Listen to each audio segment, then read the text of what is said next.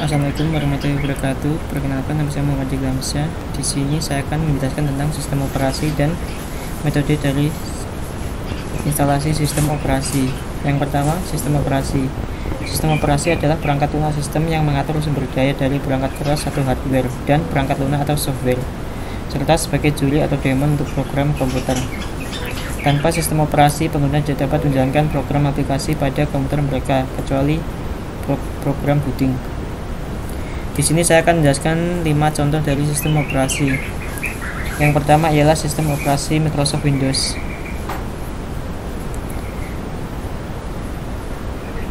Sistem operasi ini cukup terkenal atau populer di kalangan pengguna. Sistem operasi ini sangat terkenal dan rata-rata hampir digunakan seluruh pengguna di dunia komputer. Berikut tampilan dari logo Windows.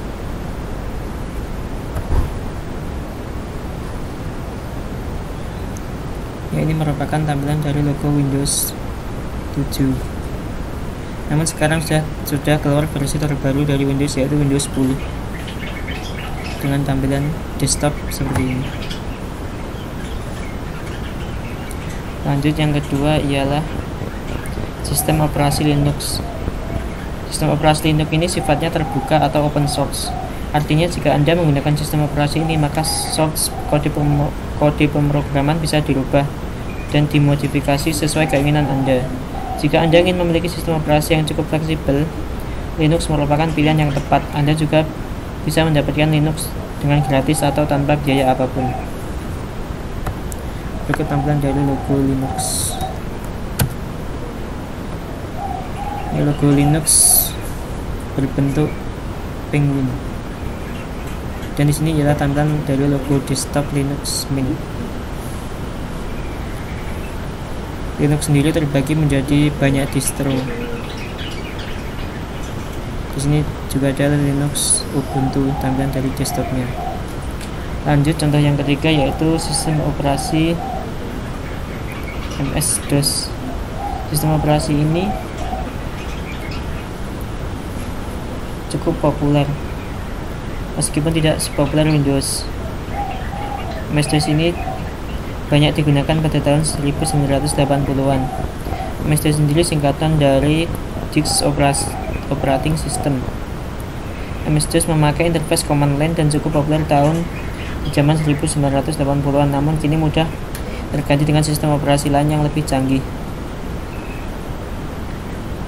Berikut tampilan dari sistem operasi MS-DOS.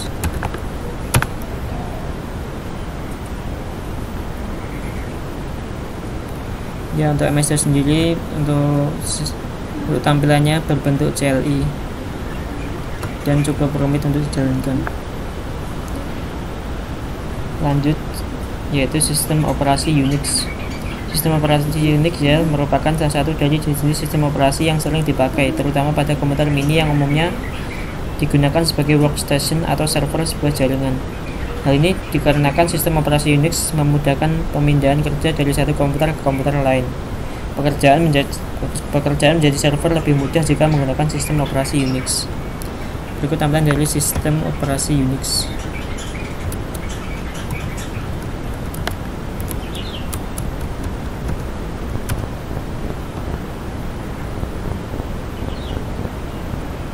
Ini ialah logo dari sistem operasi Unix. Lanjut, yaitu sistem operasi macOS. Sistem operasi macOS ialah keluaran atau produk dari Macintosh atau perusahaan Apple. Sistem operasi ini sangat terkenal dan populer di banyak kalangan. Banyak orang yang menggunakan macOS dan produk lain yang dikeluarkan Apple. Selain Windows, Apple ini juga merupakan salah satu sistem operasi yang terkenal di kalangan pengguna komputer. Lanjut, yang kedua yaitu saya akan menjelaskan tentang metode instalasi dari sistem operasi.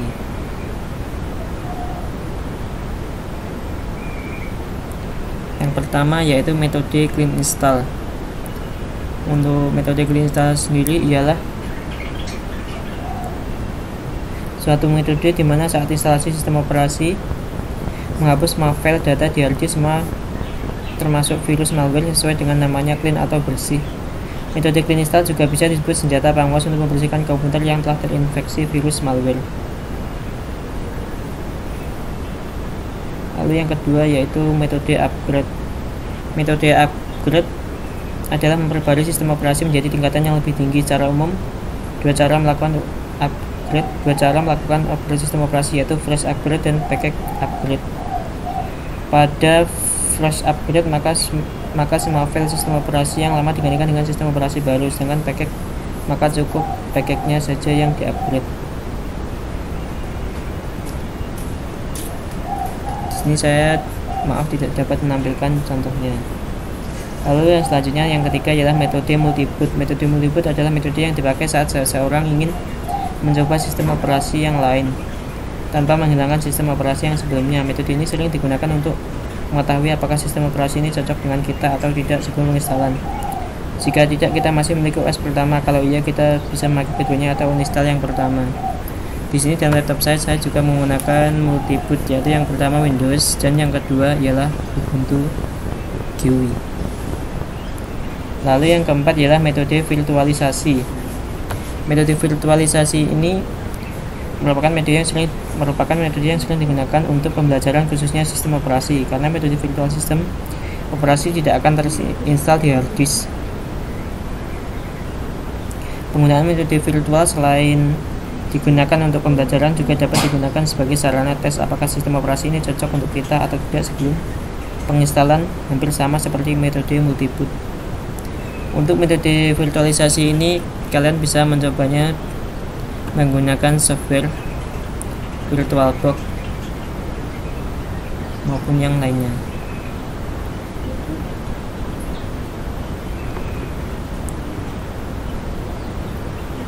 Lalu untuk selanjutnya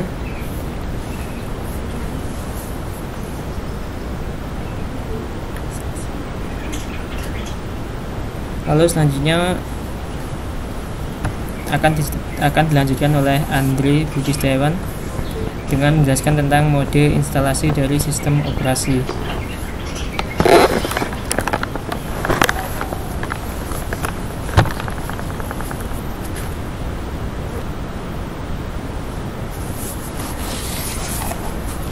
Oke, perkenalkan, nama saya Andre Budi Setiawan. Di sini saya akan menjelaskan dua mode instalasi, yaitu secara GUI dan secara CLI.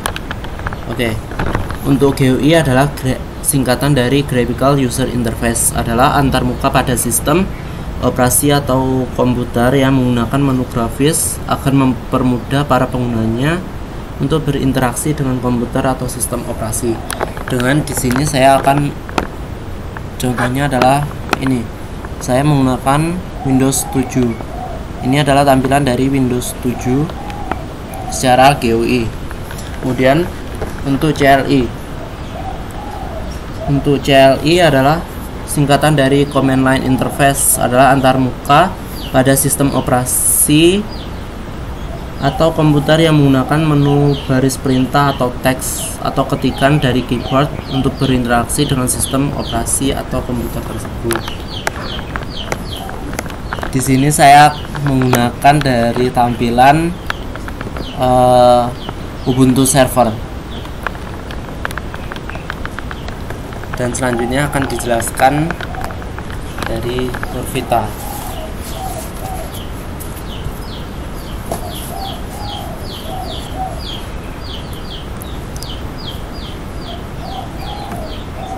Perkenalkan, nama saya Nurvita.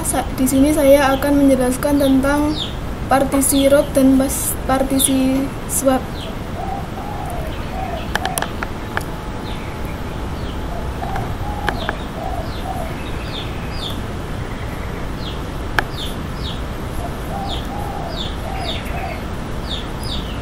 Partisi root dilambangkan dengan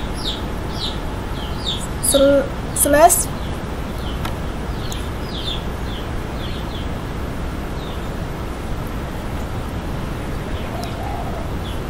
digunakan untuk menginstal sistem Linux. Fungsinya hampir sama dengan sistem partisi Windows yang ditaruh di drive C.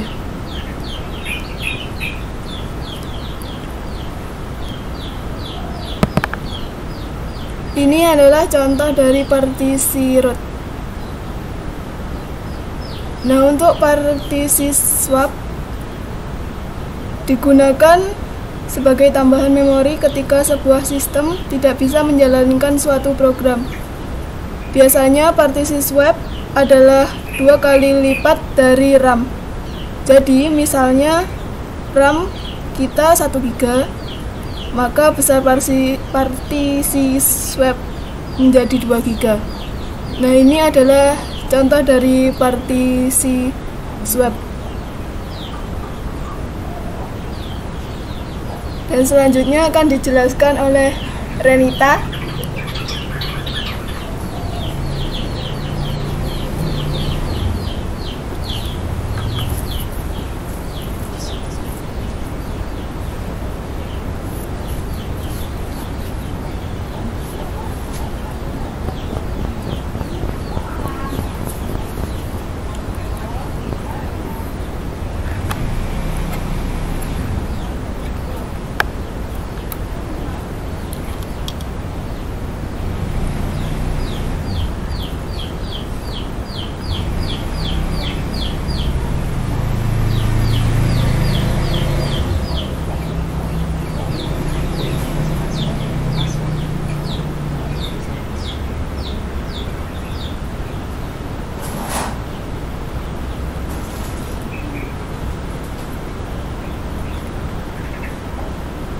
Perkenalkan, nama saya Renita Ferdiana Auliawlan.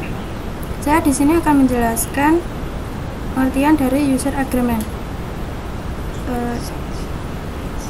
Lisensi user agreement.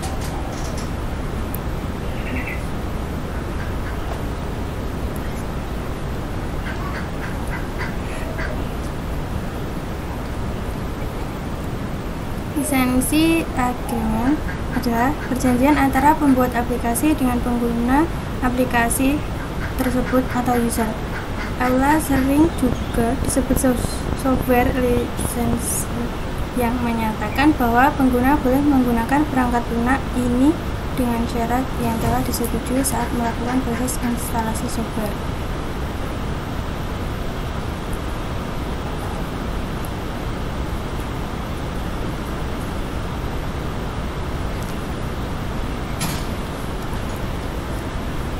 Ini merupakan contoh dari lisensi agreement.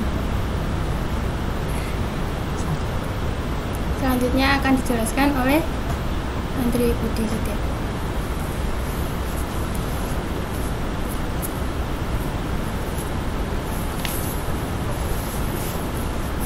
Oke, kali ini saya akan membahas tentang apa yang dimaksud dengan distro dari Red Hat dan Debian.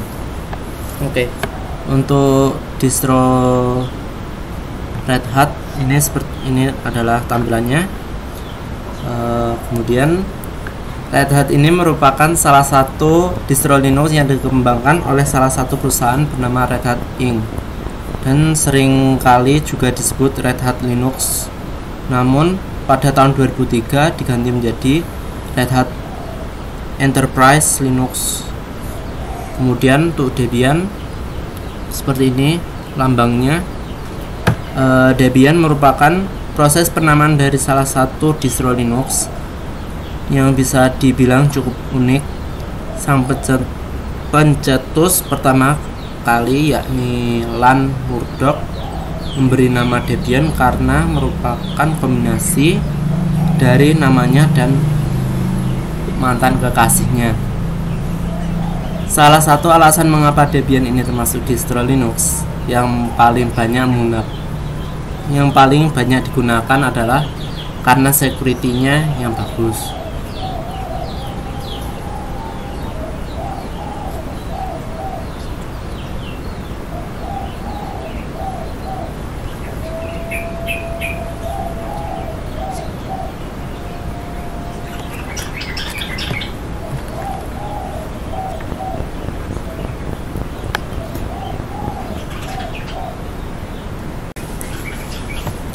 Assalamualaikum warahmatullahi wabarakatuh. Perkenalkan, nama saya Muhammad Jiglamsyah. Di sini saya akan menjelaskan tentang sistem operasi dan metode dari instalasi sistem operasi. Yang pertama, sistem operasi. Sistem operasi adalah perangkat lunak sistem yang mengatur sumber daya dari perangkat keras atau hardware dan perangkat lunak atau software, serta sebagai juri atau daemon untuk program komputer. Tanpa sistem operasi, pengguna tidak dapat menjalankan program aplikasi pada komputer mereka, kecuali program booting. Di sini saya akan menjelaskan 5 contoh dari sistem operasi. Yang pertama ialah sistem operasi Microsoft Windows.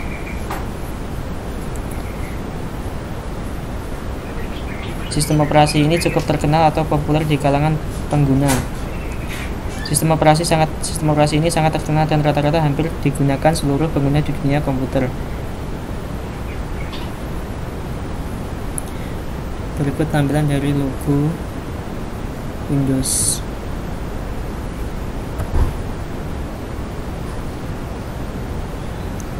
Ya, ini merupakan tampilan dari logo Windows 7. Namun sekarang sudah keluar versi terbaru dari Windows, yaitu Windows 10 dengan tampilan desktop seperti ini. Lanjut, yang kedua ialah sistem operasi Linux. Sistem operasi Linux ini sifatnya terbuka atau open source. Artinya jika Anda menggunakan sistem operasi ini, maka source kode pemrograman bisa dirubah dan dimodifikasi sesuai keinginan Anda.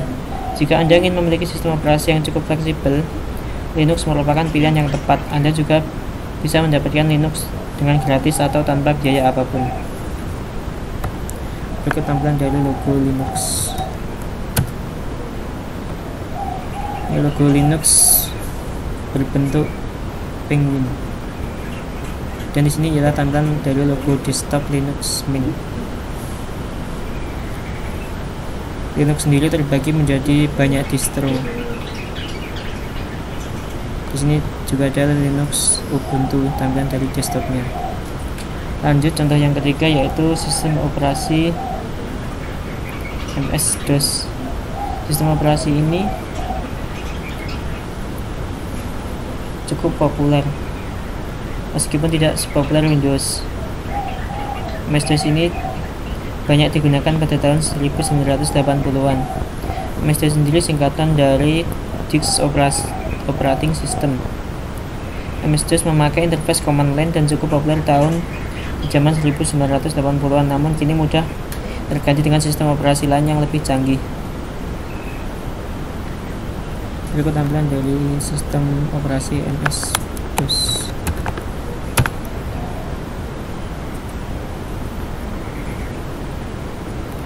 Ya, untuk MS-DOS sendiri untuk tampilannya berbentuk CLI dan cukup rumit untuk dijalankan. Lanjut, yaitu sistem operasi Unix. Sistem operasi Unix ya merupakan salah satu dari jenis sistem operasi yang sering dipakai, terutama pada komputer mini yang umumnya digunakan sebagai workstation atau server sebuah jaringan. Hal ini dikarenakan sistem operasi Unix memudahkan pemindahan kerja dari satu komputer ke komputer lain. Pekerjaan menjadi server lebih mudah jika menggunakan sistem operasi Unix.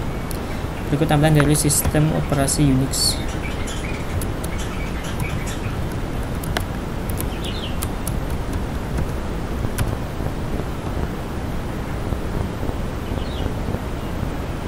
Ini ialah logo dari sistem operasi Unix. Lanjut, yaitu sistem operasi Mac OS. Sistem operasi Mac OS ialah keluaran atau produk dari Macintosh atau perusahaan Apple. Sistem operasi ini sangat terkenal dan populer di banyak kalangan. Banyak orang yang menggunakan Mac OS dan produk lain yang dikeluarkan Apple. Selain Windows, Apple ini juga merupakan salah satu sistem operasi yang terkenal di kalangan pengguna komputer. Lanjut, yang kedua yaitu saya akan menjelaskan tentang metode instalasi dari sistem operasi.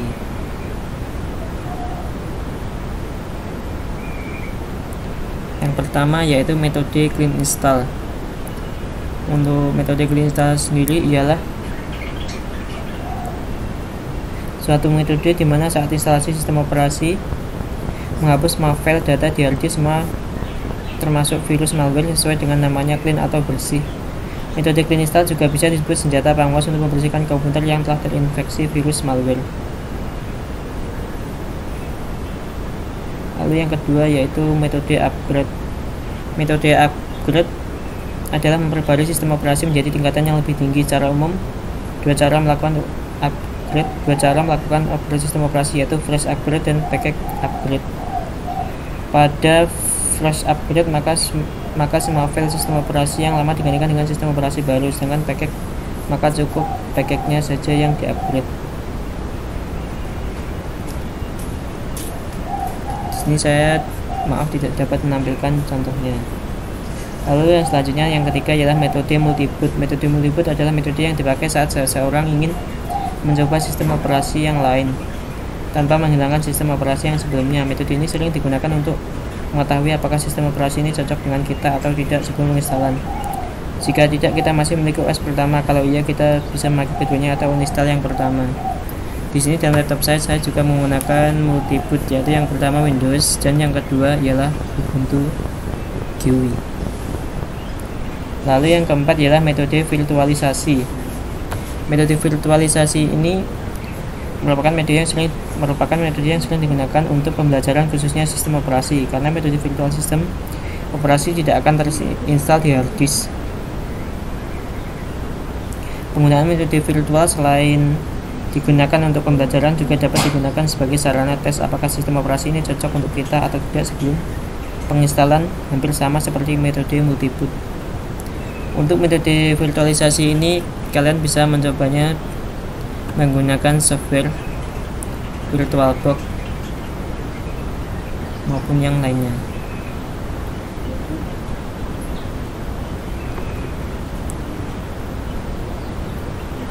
Lalu untuk selanjutnya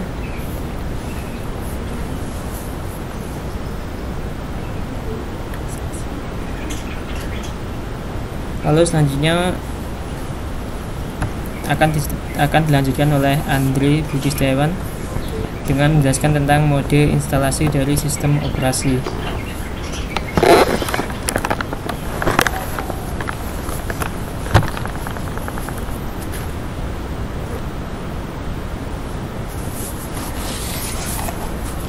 Oke, perkenalkan nama saya Andri Budi Setiawan. Di sini saya akan menjelaskan dua mode instalasi, yaitu secara GUI dan secara CLI. Oke, untuk GUI adalah singkatan dari Graphical User Interface, adalah antarmuka pada sistem operasi atau komputer yang menggunakan menu grafis akan mempermudah para penggunanya untuk berinteraksi dengan komputer atau sistem operasi. Dengan di sini saya akan contohnya adalah ini. Saya menggunakan Windows 7. Ini adalah tampilan dari Windows 7 secara GUI. Kemudian untuk CLI. Untuk CLI adalah singkatan dari Command Line Interface, adalah antarmuka pada sistem operasi atau komputer yang menggunakan menu baris perintah atau teks atau ketikan dari keyboard untuk berinteraksi dengan sistem operasi atau komputer tersebut. Di sini saya menggunakan dari tampilan Ubuntu Server. Dan selanjutnya akan dijelaskan dari Nurvita.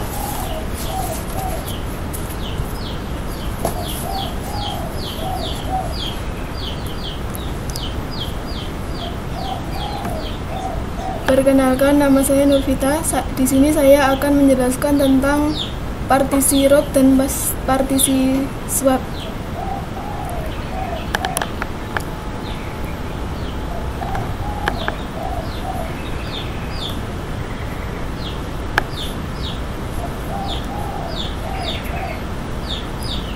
Partisi root dilambangkan dengan slash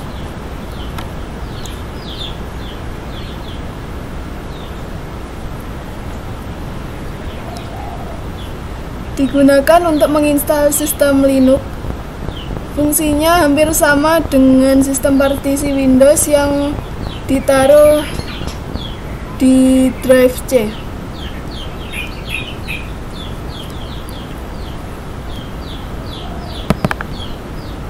Ini adalah contoh dari partisi root. Nah, untuk partisi swap digunakan sebagai tambahan memori ketika sebuah sistem tidak bisa menjalankan suatu program. Biasanya partisi swap adalah 2 kali lipat dari RAM. Jadi, misalnya RAM kita 1 GB, maka besar partisi swap menjadi 2 GB. Nah, ini adalah contoh dari partisi swap. Dan selanjutnya akan dijelaskan oleh Renita.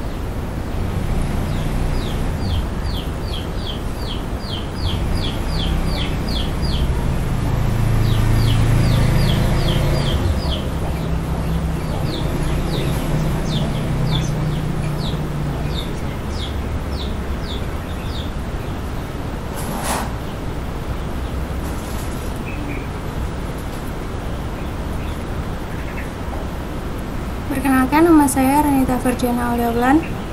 Saya di sini akan menjelaskan pengertian dari user agreement. Lisensi user agreement.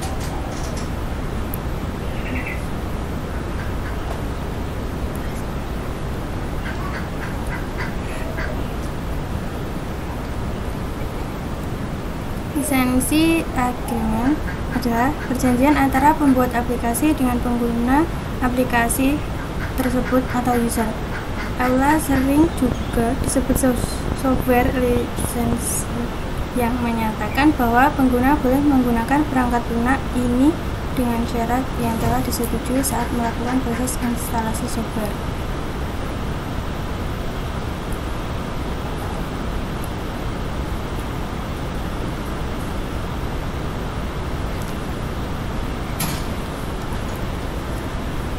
Ini merupakan contoh dari lisensi agreement. Selanjutnya akan dijelaskan oleh Menteri Budi Setiadi.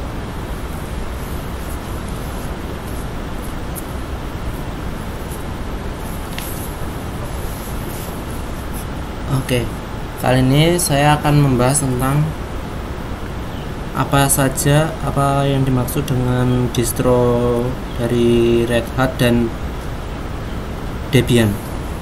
Oke, untuk distro Red Hat ini adalah tampilannya. Kemudian Red Hat ini merupakan salah satu distro Linux yang dikembangkan oleh salah satu perusahaan bernama Red Hat Inc. dan seringkali juga disebut Red Hat Linux. Namun pada tahun 2003 diganti menjadi Red Hat Enterprise Linux. Kemudian untuk Debian seperti ini lambangnya. Debian merupakan proses penamaan dari salah satu distro Linux yang bisa dibilang cukup unik.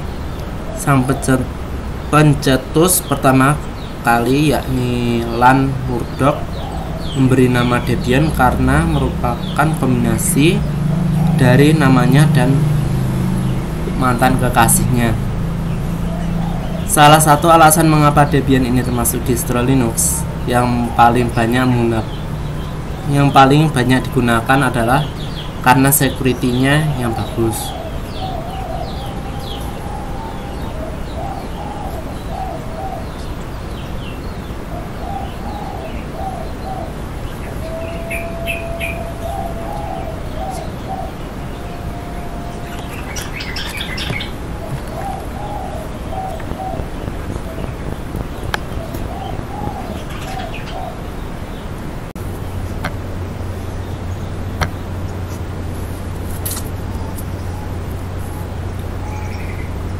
Kembali lagi dengan saya Renita Ferdiana. Saya di sini akan menjelaskan apa yang dimaksud dengan kernel dan GPL. Kernel adalah suatu perangkat lunak yang menjadi bagian utama dari sebuah sistem operasi komputer. Tugasnya yaitu melayani bermacam-macam program aplikasi untuk mengakses perangkat keras atau hardware komputer secara aman.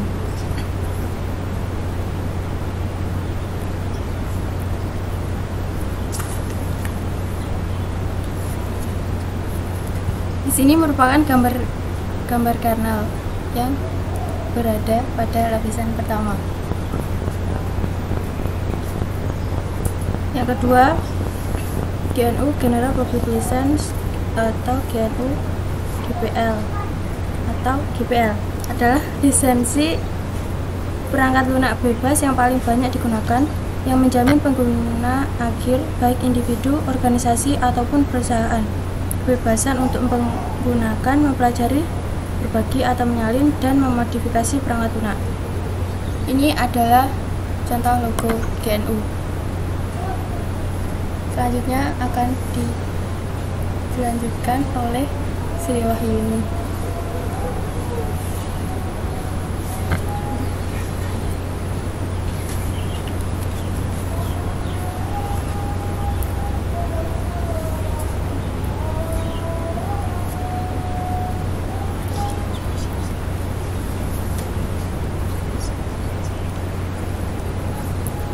Di sini saya Sri Wahyuni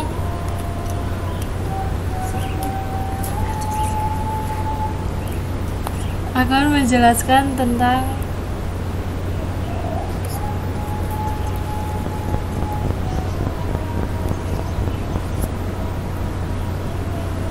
pengertian dan dari free software dan open source software. Yang pertama, free software adalah software yang mencocoki 4 butir free software definition sekaligus dan menyeluruh. Software yang tidak mencocoki free software definition otomatis bukan free software dan disebut proprietary. Free software adalah antonim dari proprietary, sebaliknya proprietary antonim dari free software. Ini merupakan contoh dari free software. Ada Mozilla, Chrome dan lain-lain. Yang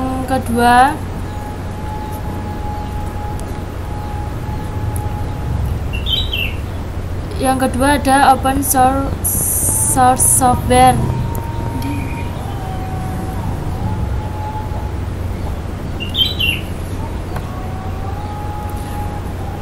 Open source merupakan sebuah lisensi pengembangan software yang pengelolaannya tidak dilakukan oleh individu atau instansi, melainkan dikoordinasi oleh para pengguna yang saling bekerja sama dalam penggunaan source code atau kode sumber yang tersedia bebas, serta dapat diakses atau dimodifikasi oleh siapa saja. Pada dasarnya, open source menerapkan pola pengembangan take and give, di mana pengguna mengambil source code-nya, kemudian memberikan modifikasi yang bermanfaat. Ini merupakan contoh open source software. Kemudian dilanjutkan oleh Nora.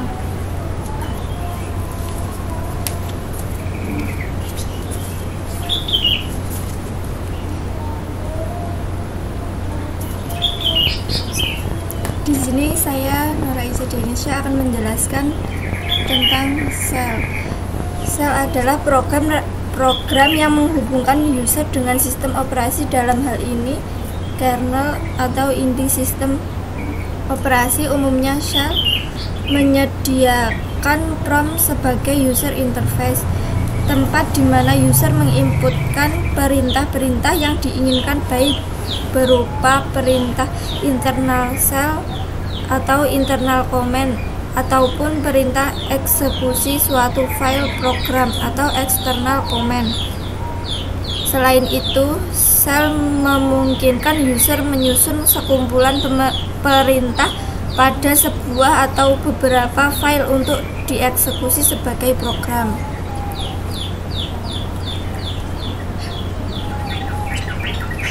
Ini merupakan contoh dari shell. Selanjutnya dilanjutkan oleh Nurvita.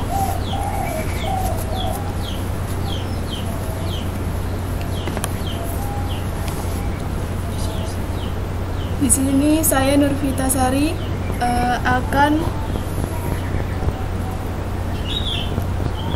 menyebutkan beberapa masalah pada saat instalasi sistem operasi dan solusinya.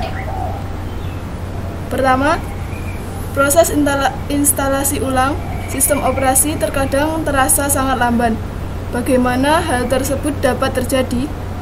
Nah, untuk jawabannya atau untuk solusinya, hal ini sering terjadi. Seseorang selalu ingin memperbarui software, juga sistem operasi mereka untuk menjadi yang lebih terupdate.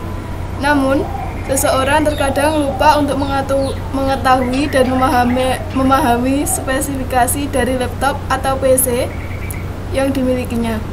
Hal tersebut yang dapat mempengaruhi saat instalasi selesai, di mana hardware tidak mampu mengimbangi software yang terus diupdate. Masalah kedua, mengapa proses instalasi ulang Ubuntu terasa sangat lamban?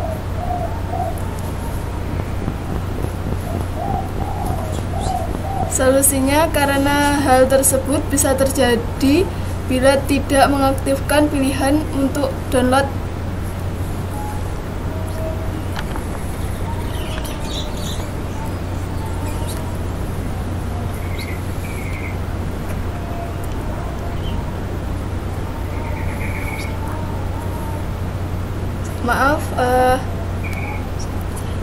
saya ulangi untuk solusinya, karena hal tersebut bisa terjadi bila kita mengaktifkan pilihan untuk download third party ataupun download update untuk fitur-fitur dalam Ubuntu.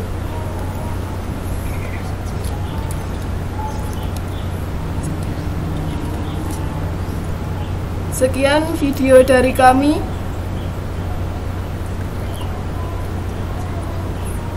Bila ada kurang dan salahnya, kami mohon maaf. Wassalamualaikum warahmatullahi wabarakatuh.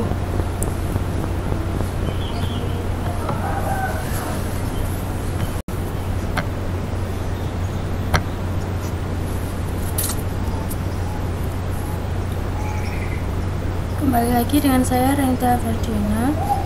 Saya di sini akan menjelaskan apa yang dimaksud dengan kernel dan GPL. Kernel adalah suatu perangkat lunak yang menjadi bagian utama dari sebuah sistem operasi komputer. Tugasnya yaitu melayani bermacam-macam program aplikasi untuk mengakses perangkat keras atau hardware komputer secara aman.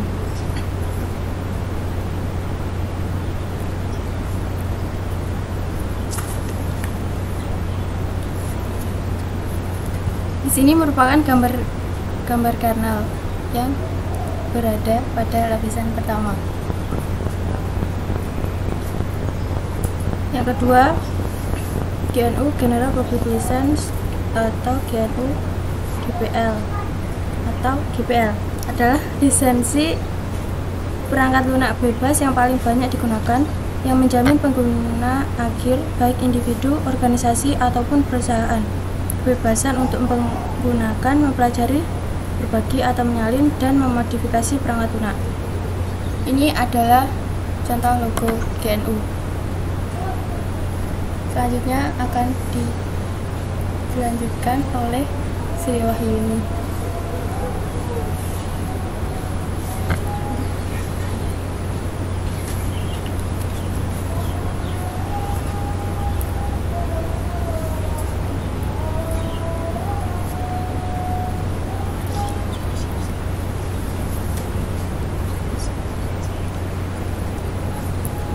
Di sini saya Sri Wahyuni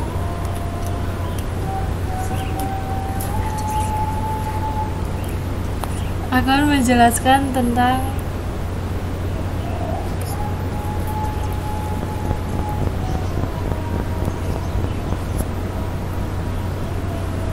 pengertian dan dari free software dan open source software. Yang pertama, free software adalah software yang mencocoki 4 butir free software definition sekaligus dan menyeluruh. Software yang tidak mencocoki free software definition otomatis bukan free software dan disebut proprietary. Free software adalah antonim dari proprietary, sebaliknya proprietary antonim dari free software. Ini merupakan contoh dari free software. Ada Mozilla, Chrome, dan lain-lain. Yang kedua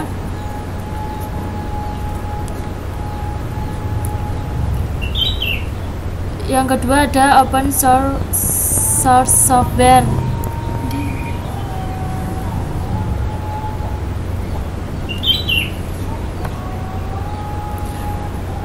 Open source merupakan sebuah lisensi pengembangan software yang pengelolaannya tidak dilakukan oleh individu atau instansi, melainkan dikoordinasi oleh para pengguna yang saling bekerja sama dalam penggunaan source code atau kode sumber yang tersedia bebas, serta dapat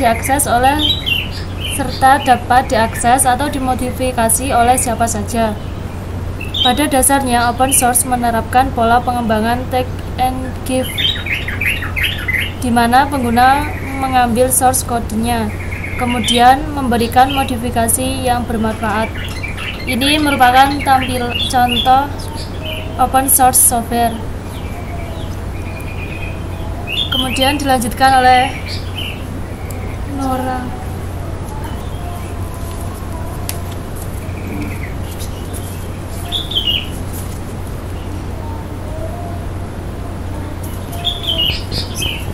Di sini saya Nora Izadenisha akan menjelaskan tentang sel. Sel adalah program yang menghubungkan user dengan sistem operasi, dalam hal ini kernel atau inti sistem operasi. Umumnya shell menyediakan ROM sebagai user interface, tempat di mana user menginputkan perintah-perintah yang diinginkan, baik berupa perintah internal shell atau internal command, ataupun perintah eksekusi suatu file program atau external command. Selain itu, shell memungkinkan user menyusun sekumpulan perintah pada sebuah atau beberapa file untuk dieksekusi sebagai program.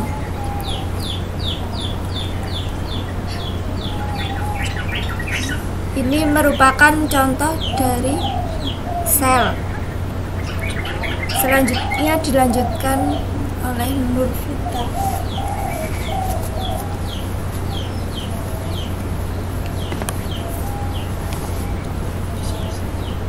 Di sini saya Nurvita Sari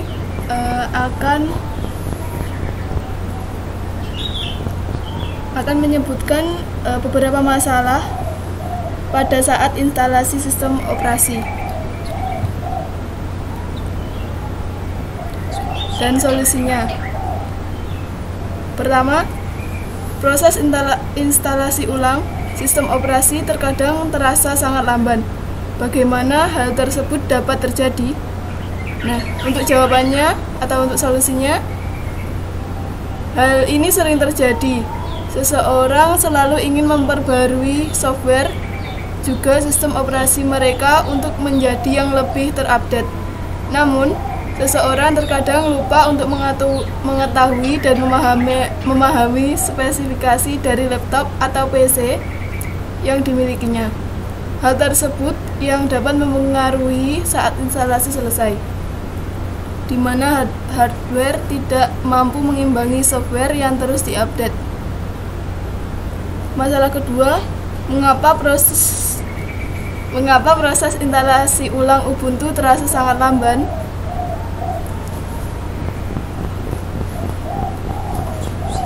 Solusinya karena hal tersebut bisa terjadi bila tidak mengaktifkan pilihan untuk download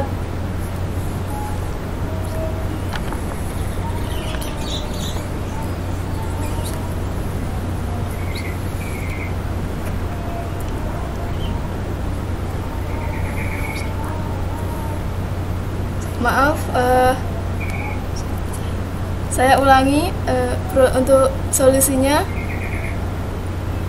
Karena hal tersebut bisa terjadi bila kita mengaktifkan pilihan untuk download third party ataupun download update untuk fitur-fitur dalam Ubuntu.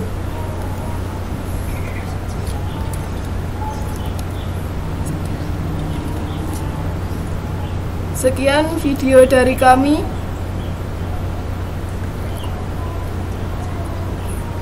Bila ada kurang dan salahnya, kami mohon maaf. Wassalamualaikum warahmatullahi wabarakatuh.